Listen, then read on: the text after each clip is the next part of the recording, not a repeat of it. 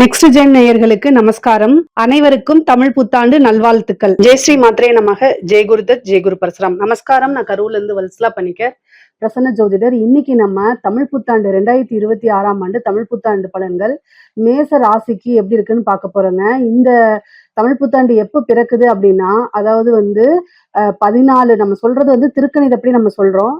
14/4/2026 காலை 9:30க்கு சதய நட்சத்திரத்துல இந்த வருடம் பிறக்குதுங்க. இந்த சித்திரை மாசம், அதாவது மேச ராசிக்கு சூரியன் வரக்கூடிய அந்த நேரம் தான் இந்த தமிழ் புத்தாண்டு பொறுத்த வரைக்கும். உங்களுடைய ராசிக்கு, மேச ராசிக்கு ரொம்ப ரொம்ப நல்ல அற்புதமான பலன்கள் தான் இருக்குது. இது குரு பயிற்சி இருக்கு, ராகு கேது பயிற்சி இருக்கு. இந்த வருடம் சனி பயிற்சி மட்டும் கிடையாது. இது எல்லாத்தோடைய பலன்களும் கலந்து உங்களுக்கு டீட்டெயிலா எப்படி இருக்குன்னு பார்க்கலாம். ஃபர்ஸ்ட் நீங்க 7.5 சனி இருக்கு, 7.5 சனி இருக்கு, கொஞ்ச நாளாவே சரியில்லை அப்படிங்கிற அந்த எண்ணங்களை தூக்கி போட்டுருங்க. எப்பவுமே உங்களுடைய ராசிக்கு குரு 9ஆம் அதிபதி, பாக்கியாதிபதியா இருக்கனால இந்த கஷ்ட காலங்கள்ல நீங்க வணங்கக்கூடிய தெய்வங்கள் குரு ரூபத்துல உங்களை காப்பாத்திட்டு இருக்காரு அப்படின்னு தான் சொல்லணும். ஏன் அப்படின்னா, இப்ப ஏப்ரல் மாசம் பிறக்குதுங்களா, இந்த ஒரு மாசம் கொஞ்சம் அப்படியே இருக்கும். ஆனா அதுக்கப்புறம் குரு ஜூன் 1ஆம் தேதி பயிற்சியாகி வராரு. 4ஆம் இடத்துக்கு பயிற்சியாகி மிதுன ராசில இருந்து கடகராசிக்கு பயிற்சியாகி உங்களுக்கு சனியை பாத்துருவாரு. அப்போ 7.5 சனிங்கிறது அந்த தாக்கங்கள் கட்டாயம் உங்களுக்கு குறையுங்க. பொதுவாவே குருவுடைய பார்வை அப்படிங்கிறது உங்களுக்கு நன்மைகளை அதிகப்படுத்தும். அதனால இந்த 7.5 சனியுடைய தாக்கம் கட்டாயம் உங்களுக்கு குறையும். இது எப்போ அப்படின்னா ஜூன் மாசத்துக்கு அப்புறம். அதே மாதிரி பாத்தீங்கன்னா உங்களுக்கு ராகு கேது பயிற்சி இருக்குது. இந்த டிசம்பர் மாசத்துல வரக்கூடியது பாத்தீங்கன்னா உங்களுக்கு ராகு கேது பயிற்சி, அதுவும் நல்ல நன்மைகளை கொடுக்குது. இது என்னன்னா, எப்பவும் போல நீங்க போன வருஷம் உழைப்பு போட்டிருப்பீங்களா, அதை விட கூடுதலான உழைப்பும் கொஞ்சம் உத்வேகத்தையும் அதிகப்படுத்தினீங்கனாலே இந்த வருடம் உங்களுக்கு ஒரு ஜாக்பாட்டான இயர் தான். அதாவது நீங்க நினைச்ச காரியங்களை சாதிக்க முடியும், நீங்க நினைச்ச விஷயங்களை அடைய முடியும். உங்களுக்குன்னு லைஃப்ல இந்த வருடம் ஒரு டார்கெட் வச்சிருப்பீங்க இல்லையா, அந்த டார்கெட்டை உங்களால கட்டாயம் அடைய முடியுங்க. எந்தவித கவலையும் வேண்டாம். எப்பவும் போல நீங்க செயல்படுங்க. அதே மாதிரி கொஞ்சம் உங்களுக்கு இஷ்ட தெய்வத்தையும் சில பரிகாரங்கள் நான் சொல்றேன், அதையும் ரொம்ப ரொம்ப சிம்பிள் தான். நீங்க இதுக்காக நிறைய ஸ்பெண்ட் பண்ண வேண்டாம், டைம் ஸ்பெண்ட் பண்ண வேண்டாம். ரொம்ப சிம்பிள், அன்றாடம் செய்யக்கூடிய விஷயங்கள் தான். அதை மட்டும் நீங்க கொஞ்சம் சேஞ்ச் பண்ணிக்கிட்டாலே இந்த வருடம் உங்களுக்கு ஒரு சக்சஸ்ஃபுல்லான ஆண்டாதான் இருக்க போகுது. பிசினஸை பொறுத்த வரைக்கும் நீங்க செய்யக்கூடிய தொழில் எப்படி இருக்கும் அப்படின்னா, 10ஆம் இடத்துக்கு பாத்தீங்கன்னா குருவோடைய பார்வை வரப்போகுது. அதனால தொழிலை பொறுத்த வரைக்கும் நல்ல வளர்ச்சி தான். 7.5 சனியாக இருந்தாலும் ஒரு இன்வெஸ்ட்மெண்ட் பண்ணி புதுசா தொழில் தொடங்குறதுக்கு நல்ல அமைப்புகள் இருக்கு. ஆனா கூடுதலா உங்களுடைய ஜாதகத்துல நீங்க உங்களுடைய தொழில் ஸ்தானம் எப்படி இருக்கு, அது மட்டும் இல்லாம உங்களுடைய இதுல தொழில் செய்யலாமா அல்லது உத்தியோகத்துக்கு போறது நல்லதா அப்படின்னு உங்களுடைய குடும்ப ஜோதிடர்கிட்ட கலந்து ஆலோசிச்சுக்கோங்க. அதுக்கப்புறம் தொழில் ஸ்டார்ட் பண்ணுங்க. ஆனா ஜென்ரலான ப்ரெடிக்ஷன் படி உங்களுடைய ராசிக்கு தொழில் ஸ்தானம் ரொம்ப நல்லா இருக்கு. இந்த வருடம் தொழில் தொடங்கலாமான்னா கட்டாயம் தொடங்கலாம். 7.5 சனி, அஷ்டமத்து சனிலாம் பெரிய லெவல்ல உங்களுக்கு வேலை செய்யாது இந்த வருடத்தை பொறுத்த வரைக்கும். அதனால நீங்க கவலையப்பட வேண்டாம். குரு உங்களுக்கு அதிக நன்மையை தான் கொடுப்பாரு. அது மட்டும் இல்லாம குரு அதிசாரமா சிம்மராசிக்கு வேற பயிற்சி ஆகக்கூடியது. இந்த வருடத்திலேயே குரு பயிற்சி 2 இருக்கு. அது 2மே உங்களுக்கு அதிர்ஷ்டம் தான். உங்களுடைய ராசியை பொறுத்த வரைக்கும் அது அதிர்ஷ்டத்தை தான் கொடுக்க போகுது. முக்கியமா தொழில முன்னேற்றத்துக்கு குரு பகவான் உங்களுக்கு உதவி செய்ய போறாரு. 10ஆம் இடத்துல வரக்கூடிய ராகு பல நன்மைகளை கொடுக்க போகுது. அதே மாதிரி ஏற்றுமதி இறக்குமதி சார்ந்த தொழில்கள், உற்பத்தி சார்ந்த தொழில்களுக்கெல்லாம் இது நல்ல ஆண்டு. இந்த ஆண்டு பாத்தீங்கன்னா உங்களுக்கு ரொம்ப ரொம்ப நல்ல ஆண்டு. நல்ல வருமானம், தொழில் மூலியமா நல்ல வருமானம், நிரந்தரமான வருமானம், லாபங்களை ஈட்டு கொடுக்க போகுது. ஏன்னா லாபஸ்தானத்திலேயே ராகு இருக்காரு. உங்களுக்கு பாத்தீங்கன்னா இந்த வருடம் பிறக்கும் போதே ராகு 11ல இருக்காரு. அதுக்கப்புறம் டிசம்பருக்கு அப்புறம் ராகு எங்க வராரு அப்படின்னா 10ஆம் இடத்துக்கு வந்துடுறாரு. அதனால நீங்க காசு பணம் சம்பாதிக்கிறதுல எந்த வித குறையும் கிடையாது, காம்ப்ரமைஸும் நீங்க பண்ணிக்கவும் வேண்டாம். உங்களுடைய ராசியதிபதி செவ்வாய் வருடம் பிறக்கும் போது 12ஆம் இடத்துலதான் இருக்காரு. 12ஆம் இடம்ங்கிறது விரயம் மட்டும் கிடையாது, இன்வெஸ்ட்மெண்ட்டும் கூட. நல்லா தூக்கமும் வருங்க. பொதுவா நிறைய உழைக்கிறீங்கன்னா அதுக்கு ஈக்குவலா நீங்க ரெஸ்டும் எடுத்துக்கணும். ஏன் அப்படின்னா 12ஆம் இடத்துல இருந்து 6ஆம் இடத்தை உங்க ராசிநாதன் பார்ப்பாரு. அப்ப ஹெல்த் ரீதியாவும் கொஞ்சம் பிரச்சனைகள் வரும், அதையும் நீங்க பாத்துக்கணும். உழைப்புன்னு இருந்தா மட்டும் பத்தாது, உடல்நிலையும் தேக ஆரோக்கியத்திலையும் கவனம் கட்டாயம் நீங்க செலுத்தணும். சோ எந்த அளவுக்கு நீங்க ஒர்க் பண்றீங்களோ அதே அளவுக்கு என்ன செய்யணும், ரெஸ்ட்டும் எடுத்துக்கிறது ரொம்ப ரொம்ப நல்லது. நீங்க பிசினஸுக்காக நீங்க பார்க்கக்கூடிய உத்தியோகத்துக்காகவோ அல்லது தொழிலுக்காகவோ கட்டாயம் வெளிநாடு பயணங்கள், வெளியூர் பயணங்கள், வெளி மாநிலங்கள் பயணங்கள், இந்த மாரி அலைச்சல்கள் அதிகமாக இருக்கும். இந்த 7:30 சனி வந்து பார்த்தீங்கன்னா, ஒரு தடவைக்கு 2 தடவ கூடுதலா அலைய வைக்கும். அதனால வந்து அதுக்கெல்லாம் சிரமப்படாம, அந்த அலைச்சல்கள்லாம் உங்களுக்கு அனுகூலமாவும், ஆதாயமாவும் மாறுது அப்படிங்கிறத மனசுல நீங்க நினைச்சுக்கிட்டீங்கனாலே, அப்படியே ஆட்டோமேட்டிக்காவே நீங்க என்ன செய்வீங்க? எந்த ஒரு இதுவுமே உங்களுக்கு சுமையா தெரியாது. எந்த ஒரு விஷயமுமே சுமையா தெரியாது. உத்தியோகத்துல இருக்கவங்களுக்கு எப்படி இருக்கு அப்படின்னா, உங்களுக்கு 6 கூடையவன் இந்த வருட ஆரம்பத்திலே நீச்சமாக இருக்காரு. அது பெரிய ப்ராப்ளம் கிடையாது. ஆனா 6ஆம் இடத்துக்கு ஓகேங்களா? 6ஆம் இடத்துக்கு ப சனியோடைய பார்வை இருக்கு. அதனால கவனமாக செயல்படணும். என்ன கவனமா செயல்படணும்னா, நீங்க ஒர்க் பண்ற இடத்துல நீங்க உண்டு, உங்க வேலை உண்டு அப்படிங்கிறத எடுத்துக்கங்க. மத்தவங்களுக்கு ஹெல்ப் பண்றது, இல்ல காசிப் பேசுறது, இந்த மாரி விஷயங்கள மட்டும் தயவு செய்து அவாய்ட் பண்ணிக்கங்க. சனியோடைய பார்வை இருக்கு. முக்கியமா வந்து சனி என்ன செய்வாரு அப்படின்னா, நீங்க ஒரு ஒரு சின்ன விஷயத்த சொல்லியிருப்பீங்க. ஆனா அத திரிச்சு சொல்ல வச்சுருவாரு. இந்த 7:30 சனி எல்லாம் வந்து நீங்க தப்பு செய்யலனாலும் சம்டைம் வந்து நீங்க வந்து அதுக்கு கெட்ட பேர் எடுக்கிற மாரியோ, அல்லது அதுக்கு ஒரு சின்ன பனிஷ்மென்ட் மாரியோ உங்களுக்கு கிடைச்சிரும். இதுல வந்து என்னன்னா, நீங்க ஒர்க் பண்ற இடத்துல ரொம்ப ஒரு நல்ல நட்பு வந்து உங்களுக்கு கிரியேட் ஆயிருக்கும். அது எல்லாமே கட் ஆகக்கூடியது. நீங்க போய் ஹெல்ப் பண்ணியிருப்பீங்க. யாருக்காவது ஹெல்ப் பண்ணியிருப்பீங்க. அதனால வந்து உங்களுக்கு அந்த உதவியே வந்து உபத்திரியமா மாறுறதுன்னு சொல்லுவாங்கல்ல, அந்த மாரி விஷயங்கள்.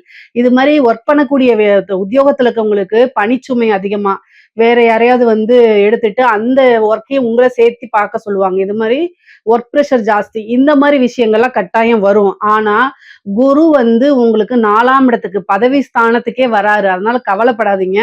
நீங்க பார்க்கக்கூடிய உத்தியோகத்துல நல்ல மாற்றங்களும் உங்களுக்கு இருக்குது. ஒரு ஏற்ற இறக்கம், அதாவது நல்லது, கெட்டது 2மே உத்தியோகத்துல இருக்கவங்களுக்கு கட்டாயம் நடக்கும். ஆனா, இஷ்ட தெய்வ வழிபாடு, ஆஞ்சநேயர் வழிபாடு கூடுதலா பண்ணிக்கங்க. உத்தியோகத்துல இருக்கவங்களுக்கு கவனமாக இருந்தாலே, பல அதாவது நீங்க போய் சிக்கிக்கக்கூடிய விஷயங்கள், மாட்டிக்கக்கூடிய விஷயங்கள்ல இருந்து நீங்க தப்பிச்சிடலாம். எந்த ஒரு விஷயத்துலயும் என்ன செய்வீங்க? மாட்டிக்காம தப்பிச்சிடலாம். என்ன வழிபாடு பண்ணணும்? இஷ்ட தெய்வ வழிபாடு, அதே மாரி ஆஞ்சநேய வழிபாடு, குலதெய்வ வழிபாடெல்லாம் பண்ணிக்கங்க.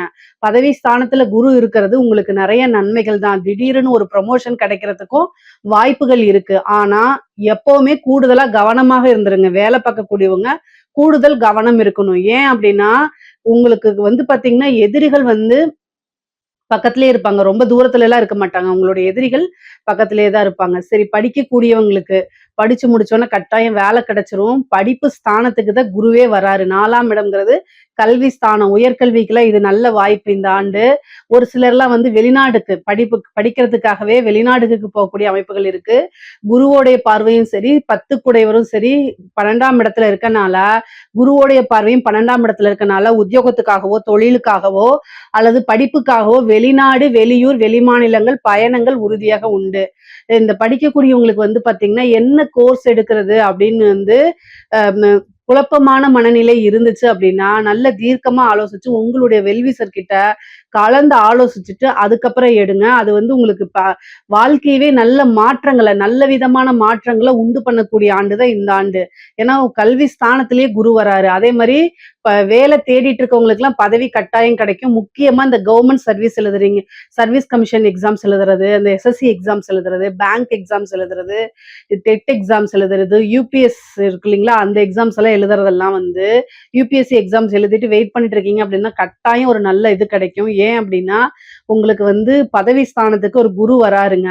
அதே மாரி குரு வந்து 10ஆம் அதிபதிய பார்க்குறாரு. அப்போ வந்து கட்டாயம் ஒரு உத்தியோகத்துல போய் உட்காரக்கூடிய அமைப்புகள், திடீர்னு ஒரு அரசாங்க பதவி கிடைக்கக்கூடிய அமைப்புகள். இந்த வருடம் முழுவதுமே வந்து பார்த்தீங்கன்னா, உங்களுக்கு ரொம்ப உத்தியோகத்துல இருக்கவங்களுக்கு முக்கியமா கவர்ன்மெண்ட் சர்வீஸ் கிடைக்கிறதுக்கு வாய்ப்புகள் அதிகமாக இருக்கு. அதனால கவலையே பட வேண்டாம். மேச ராசியில இருக்கக்கூடிய பெண்களுக்கு இப்ப இந்த வருடம் வந்து பார்த்தீங்கன்னா, உங்களுக்கு வந்து ரொம்ப ரொம்ப அருமையாக இருக்கு. என்னன்னா இவ்ளோ நாளா உங்களுக்கு ஏதாவது ஒரு விஷயங்கள் தள்ளி போயிட்டே இருக்கும். ஒரு விஷயத்த நீங்க ஸ்டார்ட் பண்ணணும்னு நினைப்பீங்க. ஆனா முடியாம போயிருக்கும். ஆனா வந்து இந்த வருடத்துல வந்து அத கட்டாயம் நீங்க பண்ணிருவீங்க. என்ன சாதிக்கணும்னு நினைக்கிறீங்களோ அத்தனையுமே நீங்க செய்ய ஆரம்பிச்சுருங்க. அதுக்கு உண்டான அமைப்புகள் தானாவே வந்துரும். ஃபேமிலி சப்போர்ட் கிடைச்சிரும். உங்களுக்கு குரு 4ஆம் இடத்துக்கு வரனால, ஃபேமிலியோட சப்போர்ட் கிடைச்சிரும். 2 கூடைய சுக்கிரனும் நல்ல நிலைமையில தான் இருக்காரு. அதே மாரி குடும்பஸ்தானமும் ரொம்ப அற்புதமான நிலை தான். உங்களுக்கு வந்து சனியோடைய பார்வை 2ஆம் இடத்துக்கு இருந்தாலும் 10 குடைவர்ங்கிறதுனால குடும்பமே இப்ப வந்து உங்களுக்கு ஃபேமிலியில வந்து சப்போர்ட் கிடைக்கலன்னா கூட இந்த டைம் வந்து ஃபேமிலியே நீங்க ஸ்டார்ட் பண்ணக்கூடிய பிசினஸ்க்கு சப்போர்ட் பண்ணுவாங்க. நீங்க ஒர்க் போயிட்டு வாங்க, நான் இங்க கொஞ்சம் பாத்துக்கிறேன், ஒர்க்கை நான் ஷேர் பண்ணிக்கிறேன் அப்படிங்கக்கூடிய சூழ்நிலை எல்லாம் இந்த வருடம் உங்களுக்கு கிரியேட் ஆக போகுது. அதனால தாராளமா நீங்க என்னன்னு நினைக்கிறீங்களோ அத்தனை விஷயங்களும் நீங்க ஸ்டார்ட் பண்ணலாம். உங்க கையில காசு பணம் புழங்கக்கூடிய டைம் தான் இது. ஆடை ஆபரண சேர்க்கை இருக்கு. திடீர்னு ஒரு வாகனம் வாங்குறது, ஒரு வண்டி வாங்குறது, லக்ஸூரியான கார் வாங்குறது, வீடு வாங்கக்கூடிய அமைப்புகள்லாம் இருக்கு. பொதுவாவே மேச ராசிக்கு 4ஆம் இடத்துல குரு வரதுனால கட்டாயம் வீடு வாங்கக்கூடிய அமைப்புகள் உறுதியாக இருக்கு. நீங்க வந்து வீடு ஒரு இடம் வாங்கி போட்டிருக்கீங்க, ஆனா வீடு கட்டவே முடியல அப்படின்னா கூட இந்த டைம்ல கட்டாயம் அதுக்கு ஒரு அமைப்பு இருக்கு. நீங்க கவலையே படாதீங்க. உங்களுக்கு லோன் வாங்கி வீடு கட்டக்கூடிய அமைப்பு கூட இருக்குது. சனி வந்து 6ஆம் இடத்தை பாக்குறாரு. அப்போ கட்டாயம் ஒரு பிசினஸ் ஸ்டார்ட் பண்றதுக்காகவோ அல்லது வாகனங்கள் வாங்குறதுக்காகவோ ஒரு வீடு கட்டுறதுக்காகவோ இந்த மாதிரி வந்து லோன் கிடைக்கிறதுக்கு வாய்ப்புகள் அதிகமாக இருக்குது. ஆனா எதுவாக இருந்தாலும் சரி, உங்களுடைய வருமானத்துல 30% அதாவது 100 ரூபாய் வருமானம் அப்படின்னா 30 ரூபாய் தான் நீங்க கடன் வாங்கணும். எப்பவுமே ஜாதக ரீதியாக இருந்தாலும் சரி, கோச்சாரத்துல இருந்தாலும் சரிங்க, கடன் வாங்கி ஒரு விஷயத்த செய்யும் போது அந்த கடன் வாங்கி செய்யக்கூடிய விஷயங்கள் ஓகே தான். ஆனா அது உங்க தலைக்கு மேல போயிடக்கூடாது. எல்லா விஷயத்தையும் நீங்க யோசிச்சுதான் கையாளணும். சரிங்களா? ஏன்னா 6ஆம் இடத்தை சனி பார்க்கும்போது கடனையும் கொடுப்பாரு, அந்த கடனால கஷ்டத்தையும் கொடுத்துருவாரு. சோ இதெல்லாமே யோசிச்சு எப்பவுமே ஒரு தடவைக்கு 2 தடவை யோசிச்சு பாருங்க. உங்களுடைய நலம் விரும்பிகள் இருப்பாங்க இல்லையா? உங்களுடைய வளர்ச்சியில மட்டுமே சந்தோஷப்படுவாங்க இல்லையா? அவங்க கிட்ட இத பத்தி டிஸ்கஸ் பண்ணுங்க. உங்களுடைய பேரண்ட்ஸா இருக்கலாம், உங்களுடைய பார்ட்னர்ஸா இருக்கலாம், யார் வேணா இருக்கலாம். அவங்க எல்லாத்துக்கிட்டயும் நீங்க கலந்து ஆலோசிங்க. அதுக்கப்புறம் ஒரு முடிவெடுங்க. நீங்க தீர்க்கமா அதாவது பாசிட்டிவ்னா என்ன, நெகட்டிவ்னா என்ன, 2யுமே கலந்து ஆலோசிச்சுட்டு உங்கனால எப்படி ஹேண்டில் பண்ண முடியுங்கிறதா இது பண்ணிட்டு புதுசா எல்லா விஷயத்தையும் ஸ்டார்ட் பண்ணுங்க. பொதுவாவே வீடு கட்டக்கூடிய அமைப்புகள்லாம் இருக்கு. இந்த டைம் இது கரெக்டா நீங்க யூஸ் பண்ணிக்கிட்டீங்கன்னா மிகப்பெரிய லெவல்ல அது உங்களுக்கு நன்மையா தான் மாறும். அதே மாதிரி திருமணம் சார்ந்த விஷயங்கள் உங்களுக்கு கலத்திரஸ்தானம் சொல்லக்கூடிய 7ஆம் இடத்தை குரு வந்து ஜூன் மாசம் வரைக்கும் தான் பாக்குறாரு. அதுக்கப்புறம் குருவோடைய பார்வை கிடையாது. அதே மாதிரி ராகு கேதுக்களுடைய பார்வையும் இல்ல. ராகு கேதுவும் உங்களுக்கு 7ஆம் இடத்துல வரல. சனியோடைய பார்வையும் கிடையாது. சோ கலத்திர ஸ்தானத்தை பொறுத்த வரைக்கும் உங்களுக்கு எந்த கிரகங்களுடைய பாதிப்புகளும் இல்லாதனால, எந்த கிரகங்களுடைய நன்மையோ தீமையோ இல்லாதனால உங்களுடைய சுய ஜாதகத்துல 7ஆம் அதிபதியுடைய திசை அல்லது 7ஆம் அதிபதியுடைய புத்தி இந்த மாதிரி நடந்துட்டு இருக்கு அப்படின்னா தாராளமாக நீங்க பண்ணலாம். தாராளமாக மேரேஜ் பண்ணிக்கலாம். ஆனா குருபலமோ அல்லது பெருசா இந்த சனியோடைய ஏதோ ராகு கேது அந்த மாதிரி விஷயங்கள்லாம் இல்ல.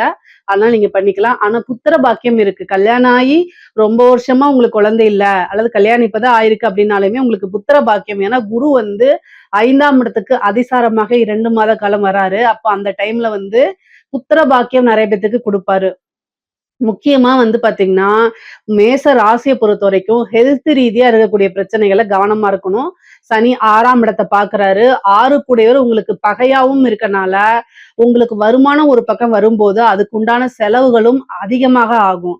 அதனால கவனமாக இருந்து நீங்க செயல்படுங்க. இந்த வருடம் ஆரம்பத்துல உங்களுடைய ராசிநாதன் செவ்வாயும், அதே மாரி சனியும் வந்து என்ன செய்றாங்க? சேர்ந்து இருக்கிறாங்க. கூட புதனும் சேர்ந்திருக்கனால, ஒரு சிலருக்குலாம் வந்து வியாதி என்ன வியாதின்னே கண்டுபிடிக்க முடியாது. அந்த மாரி நமக்கு யாராவது செய்வன வச்சுட்டாங்களாங்கிற மைண்ட் அளவுக்கு சிந்திக்கிற அளவுக்கு போயிருங்க. அதனால ஹெல்த்ல ரொம்ப கவனமா இருங்க. வண்டி வாகனங்கள்ல போகும்போது ரொம்ப கவனமாக போங்க. இந்த ராகுவும் கேதுவும் பெயர்ச்சி ஆனதுக்கு அப்புறம் நிறைய நல்ல மாற்றங்கள் உங்களுக்கு உறுதியாக இருக்கு. அதுக்கப்புறம் குருவும் கேதுவும் சேரக்கூடிய அமைப்புகள் இருக்கு. இந்த வருடம் வந்து குருவும் கேதுவும் குரு உச்சம் பெறக்கூடிய அமைப்பும் அதே மாதிரி கேதுவும் சேரக்கூடிய அமைப்பு இருக்கனால இந்த குரு கேது இணைவு உங்களுக்கு என்ன பண்ணும் அப்படின்னா அதிகமா ஏதாவது ஒரு பணத்தை போய் ஒரு இடத்துல இன்வெஸ்ட் பண்றது. அப்போ ஒரு இன்வெஸ்ட்மெண்ட் பண்ணும்போது அத இந்த இன்வெஸ்ட்மெண்ட் நமக்கு எப்படி ரிட்டர்ன்ஸ் ஆகும், இது தேவைதானா அப்படிங்கிறதும், இன்னொருத்தங்களுக்கு கடன் கொடுக்கும் போதோ ஒரு பணம் கொடுக்கும் போதோ ஒரு நம்பிக்கையின் பேரிலோ அல்லது டாக்குமெண்ட் வாங்கிட்டோ இந்த மாதிரி விஷயங்கள்லாம் கொடுக்கும்போது ரொம்ப கவனமா, என்ன கேட்டா கொடுக்காம இருக்கிறதா நல்லது. உங்ககிட்ட நிறைய காசு பணம் இருக்கலாம். ஆனா தேவை நம்மளுடைய உயிர் நண்பன், நம்ம சொந்தக்காரங்க, அக்கா, தம்பி, அண்ணன் இந்த மாதிரி நினைச்சு நீங்க கொடுத்துருவீங்க. ஆனா அது திரும்ப வராது. இந்த வருடத்துக்கு மட்டும் நான் சொல்றேன். அதுக்காக நீங்க யாருக்கும் உதவி செய்யாதீங்கன்னு நான் சொல்ல வரல. ஃபர்ஸ்ட் உங்களுடைய விஷயங்களை தான் நீங்க பிரதானமா எடுத்துக்கணும். அதுக்கப்புறம் தான் மீதி எல்லாமே. சோ இந்த குரு கேது இணைவு குடுத்த பணம் வெளியில வராம, அல்லது பணம் காசு திரும்ப ரிட்டர்ன் வராம இருக்கிறது. நீங்க ஒரு பிசினஸ் பண்ணிட்டு இருக்கலாம். ஆனா அந்த பிசினஸ்ல நீங்க வந்து ரொட்டேஷனுக்காக இப்ப வந்து நீங்க ஒரு உற்பத்தி சார்ந்த விஷயங்கள் ஏதாவது ஒரு ப்ராடக்ட்ட குடுக்குறீங்க. அந்த பணம் வந்து திரும்ப உங்களுக்கு ரிட்டர்ன் வரணும் இல்லையா? அது வராம போகறதுக்கு கூட வாய்ப்புகள் இருக்கு. அதனால அக்ரீமெண்ட் போடுறது, இல்லன்னா நீங்க செக் வாங்குறது, இந்த மாரி விஷயங்கள அ ரொம்ப கவனமாக செயல்பட்டீங்கனாலே மேக்ஸிமம் பிரச்சனைகள் வராது.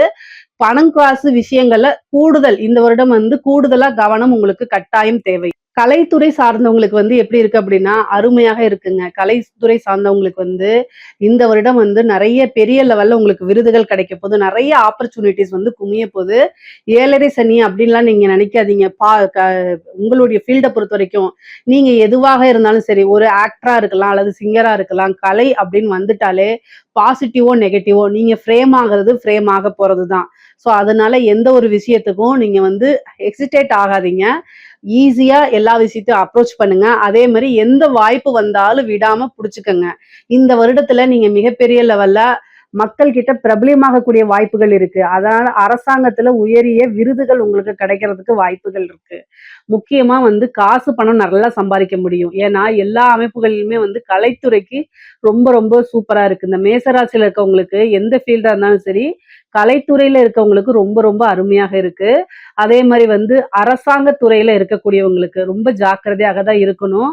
உங்களுக்கு 6ஆம் இடத்த சனி பாக்குது 12ல இருந்து. அதனால என்னன்னா, உயர் அதிகாரிகளுடைய அழுத்தங்கள் கொஞ்சம் கூடுதலாக இருக்கலாம்.